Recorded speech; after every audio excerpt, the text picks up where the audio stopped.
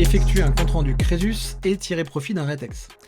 Alors, bien consciente qu'au vu de sa position, un télépilote perçoit différemment les risques qu'un pilote embarqué, eh bien la DESAC nous invite à maintenir et à développer autant que possible nos compétences en termes de sécurité.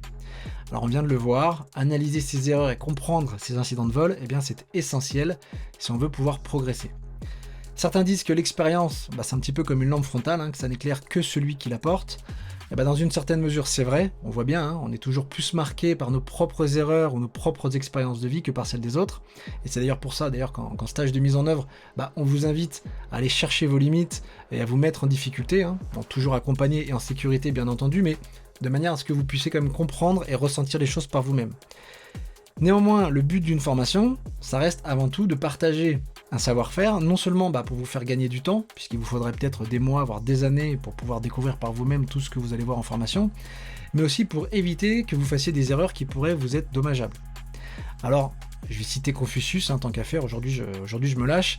Il disait, paraît-il, qu'il y a 3 façons pour une personne d'agir avec sagesse. La première, la plus noble, c'est la réflexion. La seconde, la plus facile, c'est l'imitation. Et la troisième, la plus amère, c'est l'expérience. Donc s'appuyer sur sa propre expérience, c'est bien, mais ça peut rapidement coûter cher. On s'en est tous rendu compte un jour ou l'autre dans notre pratique professionnelle.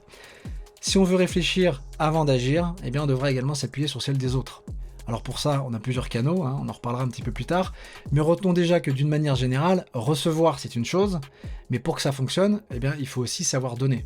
D'accord ? Si personne ne partage son expérience, chacun va travailler dans son coin et faire ses erreurs tout seul, au risque finalement que personne ne puisse vraiment progresser.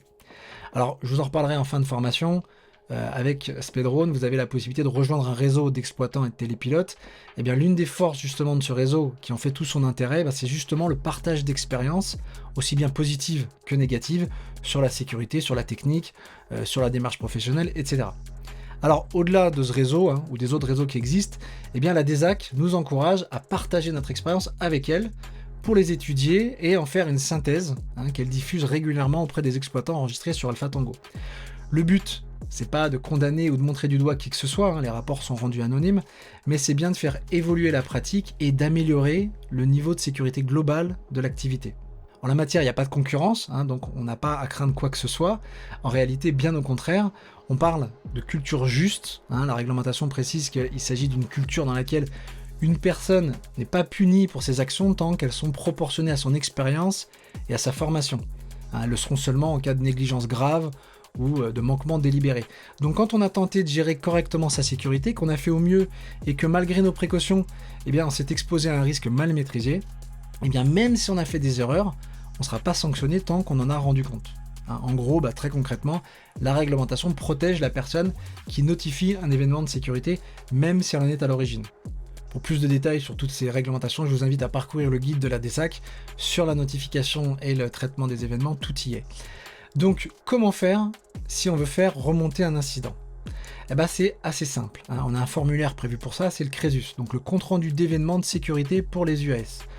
Alors, avant tout, il faut savoir qu'on peut rendre compte de manière volontaire, mais que la réglementation désigne aussi certains cas pour lesquels c'est obligatoire, quel que soit le scénario dans lequel on opère. On a les événements entraînant des blessures graves ou mortelles, bien entendu, mais aussi ceux qui impliquent un aéronef habité ou un problème matériel sur un drone certifié. Dans ce cas, ce sera obligatoirement à la charge de l'exploitant d'en rendre compte. Dans le cadre de certaines autorisations d'exploitation en catégorie spécifique, on pourra également trouver une liste un peu plus exhaustive d'événements à déclaration obligatoire. En dehors de ça, la DESAC nous invite à rendre compte de manière volontaire d'une série d'autres événements dont la liste figure dans leur guide. On y trouve entre autres l'AirProx, la sortie du volume de vol, le rapprochement ou le survol de zones interdites, la DECRC, le crash inexpliqué en vol ou à l'atterrissage, les défauts de système FTS et fail-safe, la panne d'alimentation, le flyaway, etc. Donc que ce soit sur son initiative ou par conformité réglementaire, quand on rend compte d'un événement par le biais d'un formulaire Crésus, il faut savoir que celui-ci ne va pas pourrir sur le coin d'un bureau. La DESAC va l'étudier et si besoin va proposer son analyse. Ensuite, elle va intégrer les infos dans ses bases de données, pour notamment mener des statistiques et des études de sécurité qu'elle diffusera par la suite. Alors, sur ce formulaire, on retrouve plusieurs encadrés. Je vais d'abord vous les présenter, puis on verra ensuite un exemple de rédaction. Le premier encadré concerne les infos sur l'exploitant. Donc là, on indique son nom et son numéro d'exploitant. En dessous, on indiquera les coordonnées de la personne à contacter pour obtenir les informations complémentaires sur l'événement.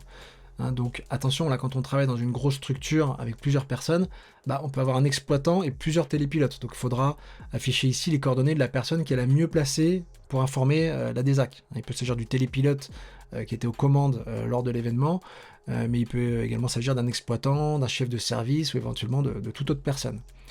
Le deuxième encadré concerne l'aéronef. Donc là, c'est le drone impliqué dans l'événement. En cliquant dessus, on a des propositions de marques de constructeurs. Donc si la nôtre n'y est pas, on peut toujours la préciser en dessous. On indique également le modèle, la catégorie, la classe, le numéro d'enregistrement et la masse totale. Donc ça, c'est la masse maximale autorisée au décollage. Vous l'avez sur votre relevé d'enregistrement ou sur la notice de votre appareil. Le troisième encadré concerne l'exploitation et le vol. Donc on a là la catégorie, donc ouverte, spécifique ou certifiée. Puis on précise au besoin le type d'opération. Donc là, le scénario de vol dans lequel on opérait. En dessous, on enregistre les qualifications détenues par le télépilote qui était aux commandes du drone lors de l'événement. Puis la date, l'heure et l'adresse du lieu avec les coordonnées géographiques en degrés, minutes, secondes ou en décimales. Donc là, pour ne pas se tromper, on peut utiliser Google Earth. Ensuite, on décrit les caractéristiques du site. Donc là, on cherchera à être précis pour que les lecteurs puissent bien se figurer la configuration des lieux. On précisera notamment s'il y a des infrastructures susceptibles de causer des interférences ou des turbulences, s'il y a du relief, des obstacles ou des personnes au sol, etc. Et enfin, on finira par indiquer les conditions météorologiques observées au moment de l'événement, si on était en vue directe du drone ou hors vue, à quelle distance du télépilote se trouvait le drone et à quelle hauteur. Donc là, je vous invite à bien préciser s'il s'agit d'une hauteur AGL ou d'une hauteur relative au point de décollage.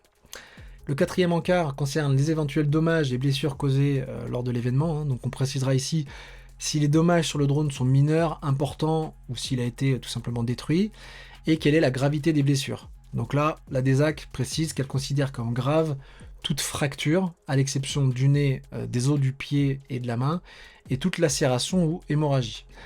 En dessous, on pourra préciser la nature des blessures, ce qui sera un petit peu plus pertinent. Cinquième encart, la description de l'événement et de son contexte. Donc ici, on va chercher à raconter ce qui s'est passé de manière chronologique avec des phrases courtes et simples. Il faut être factuel. L'idée, c'est de permettre au lecteur de bien comprendre le déroulé de l'événement et d'en apprécier tout le contexte. Donc il faut être clair, mais il ne faut pas hésiter à donner des détails. Attention, ici on peut justifier nos actions et décrire les liens de causalité observés, mais on doit s'abstenir d'émettre des hypothèses sur l'incident. Ça, on le fera juste après.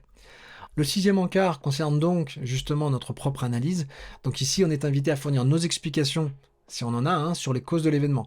Donc on a d'abord une proposition de différentes situations qui peuvent correspondre à notre cas. On a la perte de contrôle en vol, le rapprochement ou la collision avec un aéronef, la DKRC, la perte de visuel, le flyaway et les différents défauts système. Donc on peut cocher plusieurs cases selon notre situation et préciser au besoin un cas qui ne fait pas partie de cette liste. Ensuite, on va répondre à différentes questions. Donc la première concerne les causes de l'événement. Donc ici, on peut être factuel, s'en tenir uniquement à nos observations, ou bien, contrairement aux sections précédentes, inclure une analyse subjective, donc notre propre interprétation des faits. Mais attention, il faut bien citer les causes. Une cause se caractérise par notre capacité qu'on a à agir dessus. Par exemple, une mauvaise météo, c'est pas une cause, d'accord ? On ne peut pas influer sur la météo. En revanche, poursuivre un vol alors que les conditions météo se dégradent, ça c'est une cause puisqu'on aurait pu l'interrompre. Ensuite, on évoquera nos réactions en termes de mesures ou de procédures de sécurité, si jamais on en a prises, et on précisera si elles ont été efficaces. Donc ça, c'est super important puisque c'est là-dessus qu'on pourra faire évoluer notre ERP s'il représente des failles, d'accord ? Par exemple, des marches trop courtes, des moyens matériels inadaptés, des procédures inefficaces, etc.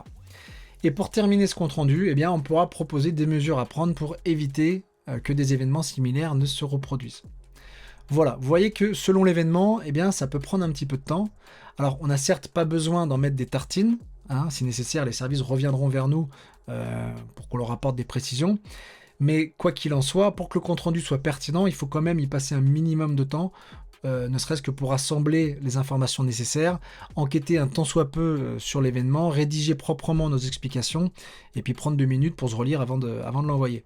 Donc quand on a terminé, on adresse ce formulaire par mail à la DESAC, aux échelons central et interrégional. Alors vous avez les adresses dessus, Et on peut également y joindre d'autres fichiers, comme des photos, des données de vol, des enregistrements d'écran, etc. Voilà pour le Crésus. On y reviendra sur un TP. Alors maintenant, 2 mots au sujet du retour d'expérience. Alors tout d'abord, on a vu au cours précédent comment analyser un incident de vol et tenter d'en comprendre les causes et les circonstances. Et bien l'idée ensuite, ce sera d'envisager des solutions pour pallier les différentes failles, les faiblesses ou les anomalies qu'on peut avoir dans notre manière d'opérer. Alors quand on analyse un événement, eh bien on peut le faire très simplement, de manière assez évidente, sans aucun écrit. On peut également s'appuyer justement sur la trame du Crésus pour s'aider et pour en garder une trace, ou bien selon les circonstances, on peut même aller beaucoup plus loin avec une recherche approfondie, une reconstitution des faits, des investigations sur le matériel, etc. Peu importe la méthode, ce qu'il faut c'est révéler suffisamment d'informations pour nous permettre d'en tirer réellement profit. C'est pas le tout d'avoir compris ses erreurs ou d'avoir désigné un coupable. Si on veut faire évoluer notre pratique, eh bien, il faut envisager des solutions pour ne plus qu'un incident ne puisse se reproduire. Donc quand on a identifié les causes d'un événement indésirable, s'il s'avère qu'on en soit responsable d'une manière ou d'une autre, ou du moins qu'on puisse agir dessus, ce qui est quand même le cas dans la très très grande majorité des cas, eh bien il faut poser des solutions pour y faire face et s'assurer qu'elles répondent à nos besoins. Ça peut passer par une modification de nos procédures, un changement dans notre organisation de travail, l'acquisition de matériel spécifique, de la formation, de l'entraînement, etc. Le tout, c'est ensuite de bien contrôler que ce qui a été mis en place est réellement efficace. On peut faire des essais, analyser nos missions de vol, vérifier que le fil conducteur qui nous a mené à l'incident a bien été rompu, etc. Donc ça, eh bien, c'est une démarche permanente qui consiste simplement à porter du fruit de notre propre expérience. Maintenant, comme je vous le disais, c'est pas suffisant pour s'assurer les meilleures conditions de sécurité. Si on veut être efficace et si on veut durer, eh bien, il va falloir également s'intéresser à ce que font les autres. Dans votre démarche de maintien et de développement de compétences, j'imagine que vous opérez sans doute de manière plus ou moins organisée une veille légale et réglementaire sur la filière, que ce soit au sujet des évolutions de la réglementation, des innovations technologiques, des nouvelles pratiques ou encore des techniques professionnelles. Et bien dans cette veille, c'est très important d'y intégrer les rétex fournis par ses confrères. Ils peuvent provenir de nos propres collègues quand on travaille dans de grosses exploitations, de communications publiques diffusées sur les réseaux sociaux par des industriels, des exploitants ou des télépilotes, ou encore par le biais de newsletters proposés par des fédérations par exemple. La base, si je puis dire, c'est de s'abonner à minima au bulletin d'Alpha Tango et de prendre le temps de les consulter. Il n'y en a pas toutes les semaines, c'est rapide à lire, c'est clair, et ça permet parfois de mieux comprendre les enjeux et de faire évoluer sa pratique. Donc pour conclure, eh bien, je rejoins pour le coup très honnêtement les propos de la DESAC. On a tous à y gagner en partageant nos expériences. C'est la seule manière d'être efficace pour pouvoir faire évoluer la pratique, rendre la réglementation pertinente et guider les industriels dans nos besoins matériels. Chacun fera ce qu'il veut, personne sera derrière votre épaule, mais je vous invite quand même à prendre ce sujet assez au sérieux et puis à jouer le jeu. Voilà. Vous allez vraiment vous rendre compte à moyen terme qu'on va pouvoir tous en tirer des fruits assez considérables. Merci de votre attention, comme d'habitude, écoutez, je vous dis à tout de suite pour la suite.